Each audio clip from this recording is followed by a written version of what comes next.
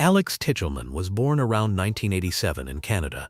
She grew up in Georgia and attended Harry S. Truman High School. She spent months as a teenager at the Hyde School in Bath, Maine. Tichelman was an aspiring model and makeup artist. She advertised herself as a fetish model online. But police said she was actually a high-end escort with over 200 clients, many in Silicon Valley. She arranged relationships through the website Seeking Arrangement, where women find wealthy men to support them. In September 2013, Tichelman's former boyfriend Dean Riopelle passed away from a heroin overdose. Riopelle was 53 years old and owned a popular Atlanta music venue. He lived on a ranch where he housed dozens of exotic monkeys. Tichelman called 911 to report he had overdosed. The autopsy showed toxic levels of heroin, painkillers, and alcohol. His demise was ruled accidental, but authorities later became suspicious. In September 2013, Tichelman's former boyfriend Dean Riopelle passed away from a heroin overdose. Riopelle was 53 years old and owned a popular Atlanta music venue. He lived on a ranch where he housed dozens of exotic monkeys. Tichelman called 911 to report he had overdosed. The autopsy showed toxic levels of heroin, painkillers, and alcohol. His demise was ruled accidental, but authorities later became suspicious. On November 22, 2013, Tichelman met Forrest Timothy Hayes on his 46-foot yacht named Escape in Santa Cruz Harbor. Hayes was a 51-year-old Google executive working on robot cars and Google Glass. He was a married father of 5. Hayes paid Tichelman over $3,000 for their first meeting, which was just lunch. For their second meeting, Hayes asked Tichelman to bring heroin so they could party on his boat. Surveillance video captured what happened next. Tichelman injected herself first, then injected Hayes with heroin. He lost consciousness almost immediately. Police said Tichelman calmly stepped over his body, finished a glass of wine, closed a blind to conceal him, and left without calling 911. Hayes was found deceased the next morning from a heroin overdose. 8 months later, on July 4, 2014, Tichelman was arrested in a police sting. She was charged with manslaughter, drug offenses, and prostitution. She was held on $1.5 million bail. On May 19, 2015, Tichelman pleaded guilty to involuntary manslaughter, administering drugs, and prostitution. She was sentenced to 6 years in jail. She served 3 years at Santa Cruz County Jail. On March 29, 2017, Tichelman was released and immediately deported to Canada by Immigration and Customs Enforcement. But the story wasn't over. In June 2018, just days after Tichelman gave interviews claiming she was clean and sober, a Fulton County, Georgia grand jury indicted her for causing Dean Riopelle's death. Authorities said both men passed away from heroin overdoses while with Tichelman. She was charged with offense in Riopelle's demise. Georgia authorities announced they would work with Canadian officials to extradite Tichelman back to the United States. Tichelman denied any connection to Riopelle's demise. Arlene Carol Warnus was born on February 29, 1956, in Rochester, Michigan. Her father, Leo Pittman, was a sociopathic child offender who spent time in mental hospitals and was later taken from life in prison. Her mother, Diane, was 14 when she married Leo. When Warnus was 4, she and her brother were sent to live with their grandparents. She had an extremely difficult childhood marked by mistreatment. By age 11, she traded intimate favors at elementary school for cigarettes. She dropped out of school and became a prostitute in her teens. She was arrested many times for armed robbery, check forgery, and auto theft. Between late November 1989 and November 1990, Warnus caused 7 middle-aged men to pass away while working as a highway prostitute in Florida. Her first individual was Richard Charles Mallory, age 51, an electronics store owner. On November 30, 1989, Mallory picked up Warnus along Interstate 75. His body was found on December 13, 1989, shot multiple times in the chest. On June 1, 1990, David Andrew Spears, age 43, a construction worker, was found shot 6 times in the torso. On June 6, 1990, Charles Edmund Cars Cadden, age 40, was found shot 9 times with a .22 caliber weapon. On July 4, 1990, Peter Abraham Seams, age 65, disappeared. His car was found in Orange Springs. His body was never found, but Warnus confessed. On August 4, 1990, Troy Eugene Burris, age 50, was found shot. On September 12, 1990, Charles Richard Humphreys, age 56, a retired Air Force major and police chief, was found shot 7 times. On November 1990, Walter Gino Antonio, age 61, was found shot 4 times. Warnus claimed all incidents were self-defense. She said the men beat or attempted to harm her, but police found evidence she robbed them all. Items belonging to Mallory were traced to pawn shops where Warnus left her thumbprint. On January 9, Warnus was arrested. On January 16, 1991, she confessed to one incident, claiming self-defense. On January 1992, a jury convicted Wanos of first-degree causing death for Richard Mallory. She was sentenced to death. She later pleaded no contest to 5 other incidents and received 5 additional death sentences. Wanos spent 11 years on death row at Florida State Prison. In 2001, she petitioned to drop her appeals. She told the court, "I am so sick of hearing this, she's crazy stuff. I'm competent, sane, and I'm trying to tell the truth. I'm one who seriously hates human life and would kill again." On October 9, 2002, at age 46, Wanos was sentenced to death by lethal injection. Her last words were, "I'd just like to say I'm sailing with the Rock and I'll be back. Like Independence Day with Jesus, June 6, like the movie Big Mothership and all. I'll be back." She was pronounced deceased at 9:47 a.m. Her story became the basis for the 2003 film Monster starring Charlize Theron, who won an Academy Award for the performance. This is what happens when you cause 7 people to pass away along highways. You think claiming self-defense will work? You think robbing them covers your tracks, but pawnshop receipts have your thumbprints. You get arrested and convicted. You spend 11 years on death row. You drop your appeals and ask to be sentenced to death. And you pass away by lethal injection at age 46. Wanos destroyed 7 families, 7 men taken from life, and she paid with her life. The concrete walls never let go. Cyntoia Brown was born on January 29, 1988. She was placed for adoption by a mother who abused alcohol. In 2004, at age 16, Brown ran away from her adoptive parents' home in Nashville, Tennessee. She began living with an abusive boyfriend nicknamed Cute Throat who forced her into prostitution. He verbally, physically, and inappropriately harmed her according to court documents. She was a child trafficking individual. On August 6, 2004, Johnny Michael Allen, a 43-year-old Nashville real estate agent, picked up Brown at a Sonic drive-in. He solicited her for intimate relations and took her to his home. Brown later told authorities she thought she saw Allen reaching for a gun while they were in his bed. She shot Allen in the back of the head at close range with a gun she brought. Police said she shot him to rob him. Brown was arrested and charged with first-degree causing death and aggravated robbery. Despite being only 16 years old, she was tried as an adult. In 2006, a jury convicted Brown of first-degree causing death and aggravated robbery. She was sentenced to life in prison. She would not have been eligible for parole until age 67, meaning she had to serve at least 51 years. Allen's family and friends did not approve. They wrote on social media that the activist mob, with their repetition of Cyntoia's lies and slander, managed to prevail against justice. They believed Allen was trying to help Brown and that she intended to rob him. Since her release, Brown, now known as Cyntoia Brown Long, has conducted numerous interviews sharing her insight on the criminal justice system. She speaks often about her experience and advocates for reform. This is what happens when you're a child trafficking individual who causes someone to pass away. You claim self-defense, but prosecutors say you plan to rob him. You get tried as an adult at 16 and sentenced to life. You spend 15 years in prison earning degrees and becoming a model inmate. Your case goes viral because celebrities post about injustice. The governor grants you clemency, and you walk free after 15 years. Brown's case sparked national debate about how the justice system treats juveniles and trafficking individuals. Some say she deserved clemency, others say she got away with causing death. The debate continues, but Brown is free. The concrete walls let her go. Deidre Michelle Hunt was born on February 9, 1969. She was 19 years old in the summer of 1989 when she moved to Daytona Beach, Florida. She had been living with a boyfriend in New Hampshire, but that relationship ended. In Daytona Beach, Hunt got a job as a bartender at Top Shots, a pool hall owned by Constantino Fotopoulos. Fotopoulos was 31 years old, married to a woman named Lisa, and involved in counterfeiting. He was also a master manipulator. Hunt and Fotopoulos began a romantic relationship. She moved into his home with him and Lisa. Fotopoulos wanted Lisa's inheritance money. He devised a plan to have her taken from life. He recruited Hunt to help. On October 20, 1989, Fotopoulos told Hunt they were taking former employee Kevin Ramsey to join their fake hunter-killer club. Ramsey was 19 years old. They drove to an isolated wooded rifle range. Fotopoulos tied Ramsey to a tree.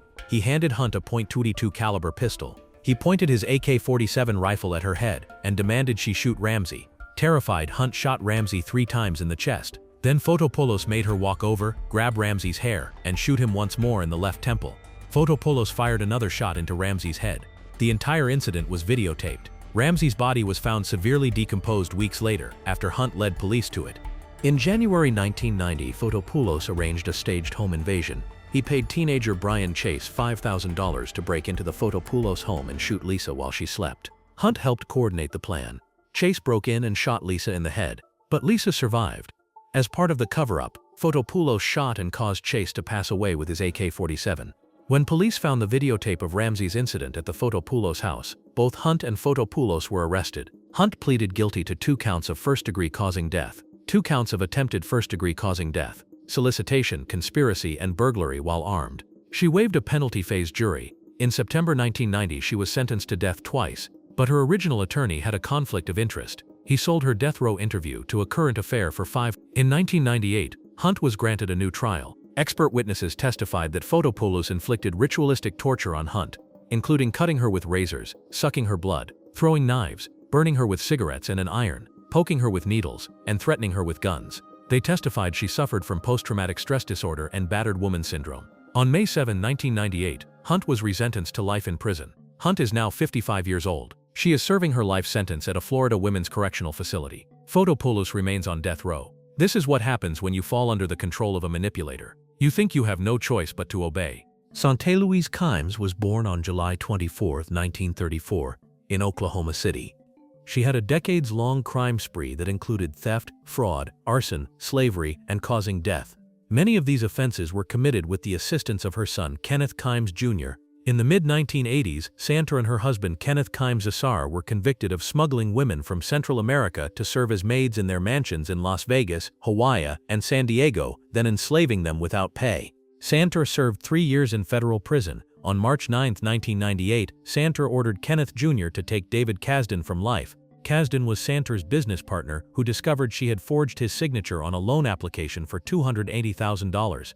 When he threatened to expose her, Kenneth Jr. shot Kasdan in the back of the head at his Los Angeles home. His body was found in a dumpster near Los Angeles International Airport. On July 5, 1998, Irene Silverman, an 82-year-old socialite and former Radio City Music Hall dancer, disappeared from her Manhattan townhouse.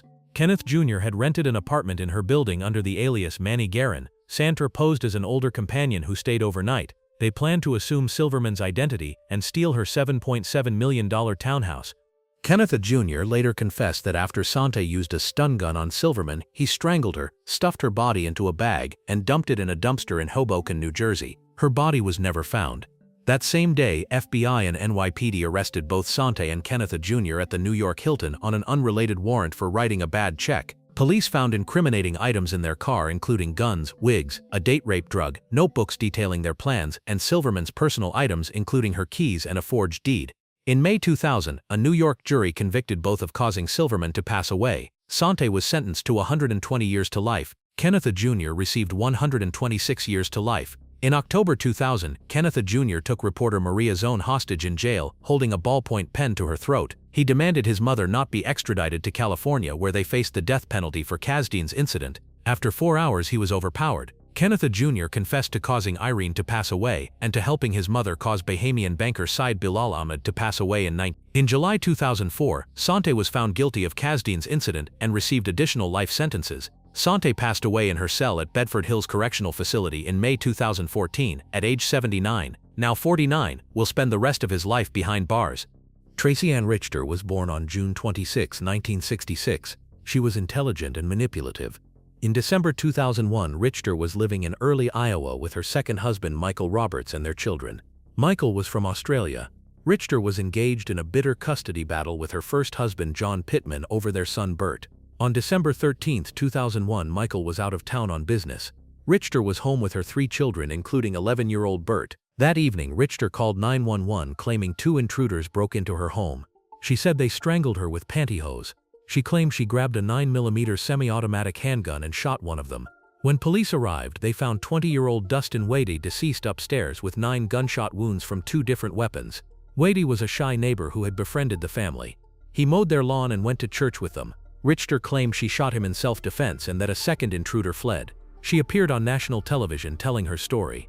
Investigators found a pink spiral notebook in Wadey's car.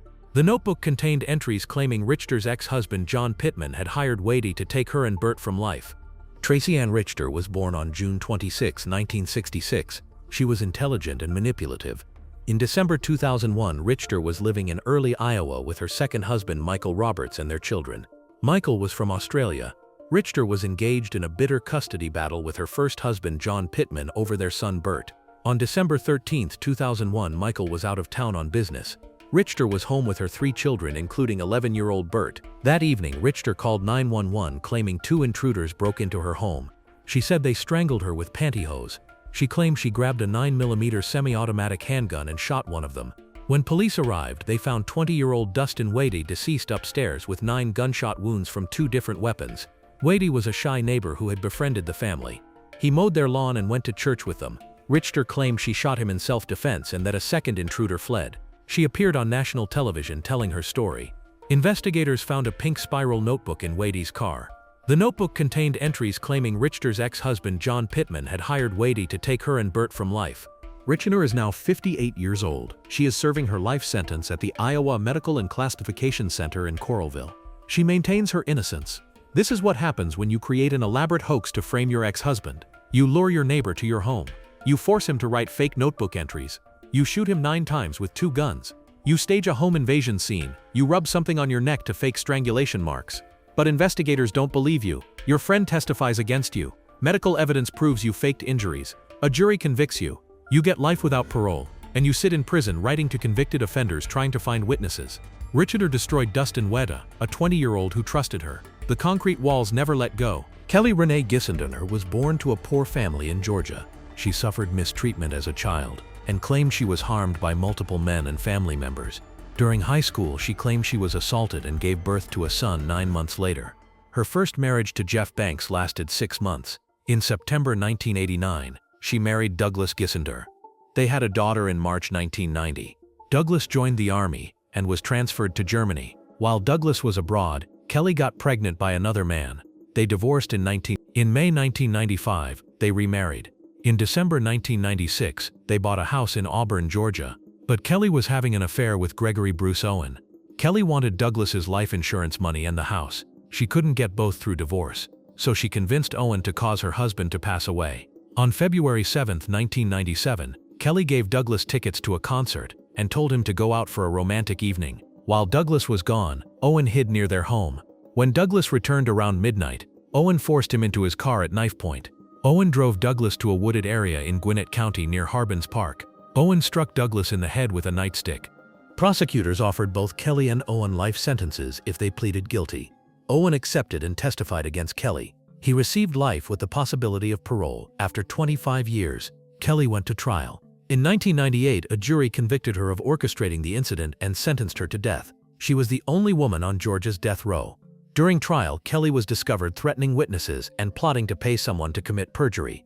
Kelly spent 17 years on death row. She participated in a theology program and became a model prisoner. Her children begged for clemency. Pope Francis urged mercy. Former Georgia Supreme Court Chief Justice Norman Fletcher said death was not proportional to her offense since she didn't physically commit it. But the Georgia Board of Pardons and Paroles denied clemency twice. On September 30, 2015, at 12:21 a.m., Kelly Gissendaner was sentenced to death by lethal injection. She was 47 years old. She sang Amazing Grace as she passed away. She told Douglas's family she was sorry and called him an amazing man who passed away because of her. She was Georgia's first woman sentenced to death in 70 years. Kristen Margrethe Rossum was born on October 25, 1976 in Memphis, Tennessee.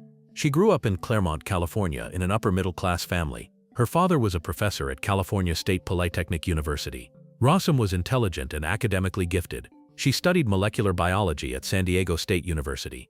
She became a toxicologist at the San Diego County Medical Examiner's Office. She tested blood and tissue samples for drugs and poisons. But Rossum had a secret. She was addicted to methamphetamine, and she was having an affair with her supervisor, Michael Robertson. On November 6, 2000, Rossum called 911. She said her husband Gregory DeVillers, age 26, wasn't breathing. When paramedics arrived at their apartment in San Diego, they found Gregory deceased on the bed. Red rose petals were scattered around his body. Rossum told police her husband was depressed and had taken his own life. She said he was upset about their marriage problems. The death was initially ruled accidental or self-inflicted drug overdose. But investigators became suspicious. Why would someone scatter rose petals around themselves before passing away? Toxicology tests showed Gregory had high levels of fentanyl in his system. Fentanyl is a powerful synthetic opioid 50 to 100 times more potent than morphine. Gregory had no history of drug use. He was a biotech engineer. Investigators discovered that Rossum had access to fentanyl through her job at the medical examiner's office. They also discovered she was having an affair with Robertson. Text messages showed she wanted to leave Gregory. but she didn't want to lose half their assets in divorce. Co-workers testified Rossum had stolen drugs from the lab. Security logs showed she accessed the evidence locker on November 5, 2000, the day before Gregory passed away. In 2002, Rossum was arrested and charged with first-degree causing death. At trial, prosecutors argued Rossum poisoned her husband with fentanyl she stole from work. She staged the scene with rose petals to make it look romantic. The defense claimed Gregory took his own life, but the jury didn't believe it. On December 19, 2002, Rossum was convicted. She was sentenced to life in prison without the possibility of parole. Dorothea Helen Puente was born on January 9, 1929, in Redlands, California. Her early life was marked by severe instability. Both parents died while she was still young, and she spent part of her childhood in an orphanage where she faced neglect and abuse. As she entered adulthood, she crafted new identities, manipulated those around her, and became involved in small-scale crimes including forgery and theft. By the 1970s and 1980s, Puente operated a boarding house at 1426 F Street in Sacramento. She presented herself as a compassionate caretaker for the elderly, disabled, mentally ill, and individuals struggling with homelessness. Her soft-spoken demeanor, old-fashioned clothing, and grandmotherly appearance helped her maintain an image of a gentle, helpful woman. In reality, she was using the home as a front for long-term financial fraud, controlling her tenants' benefit checks, forging documents, and isolating them from outside oversight. Between 1982 and 1988, multiple tenants disappeared under suspicious circumstances. Investigators later determined that Puente often administered heavy sedatives to her victims before they vanished. Although she continued to insist she was simply caring for them, neighbors and social workers grew increasingly suspicious as residents went missing, and she offered vague explanations. The breakthrough came in November 1988, when a social worker reported a missing tenant named Alvaro Montoya. Police visited the property and noticed disturbed soil in the backyard. Over several days of excavation, authorities unearthed 7 bodies buried in shallow graves behind the house. Later investigations connected at least 9 victims to Puente's operations, though prosecutors pursued charges based on the cases with the strongest evidence. Puente fled the state after the first discoveries, but she was captured in Los Angeles after being recognized from a news broadcast. Her trial, which lasted months, included detailed testimony about sedatives, forged checks, and the pattern of disappearances connected to her boarding house. In 1993, she was convicted of 2 counts of first-degree murder and 1 count of second-degree murder. She was sentenced to life imprisonment without the possibility of parole and was housed in the Central California Women's Facility. Dorothea Puente died in prison on March 27, 2011, at age 82. Her calm demeanor, unwavering denial, and the nature of her victims, elderly and vulnerable, cemented her reputation as one of California's most disturbing and deceptive killers.